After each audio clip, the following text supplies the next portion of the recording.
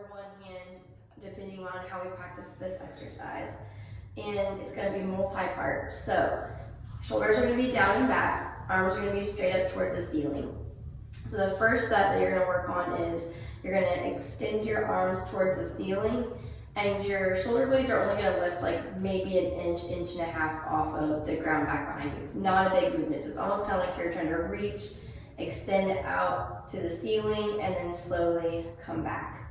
So you're going to do your first set like that. Bring back down, can rest. Then your second set you're going to do, you're going to bring it back up. Same thing you just did. You're going to extend out up towards the ceiling. And then this time you want to do really small little circles. And the whole emphasis on this one is going to be on control. So just small circles like if you're going around a baseball. And you can go towards each other and then pause and then go the opposite direction. One's going to be going clockwise, one counterclockwise.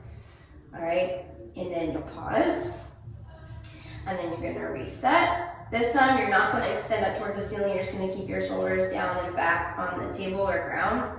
And then you're going to keep your shoulders down and back, but you're going to raise the weights up, back towards the floor. But you want to pause when you're just past that tipping point where you feel like you have to really, really focus to control it. So the goal would be to be able to go all the way down to the ground, but only if you can do it with good control and not hitting like that spot where it just feels like the weight's taking your arm all the way down.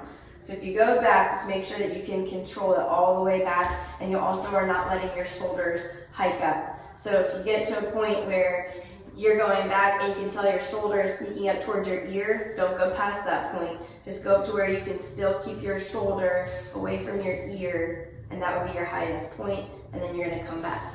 Then you're going to alternate that with going forward, doing the same thing. So bringing it down towards your hips, and then back up to the center where everything's lined up, and then tipping it back towards your head, up that way. One key to remember with this is to make sure you pull your abdominals in, because when you come up overhead, you're going to feel your back wanting to arch away from the floor, so don't let that happen. Keep this nice and tight so that way you're not overusing your spine with that one. Bring them back down, and then you're going to rest, and then you're going to bring your arms back up, and this time the next is going to be going in and out. So palms up towards the ceiling, and then you're going to bring your hands away from each other. Same thing's going to happen as when you go overhead. You're going to find that point at which you can still control it without your shoulders coming up, and then you're going to come back towards the center. Then you can do that one, drop one, and you're going to bring it past the center of your body, going across, and then back this way. Just like with all the others, make sure that your shoulder's not coming up towards your ear. And if you have pain, then you've gone too far. So just stay all within that pain-free range.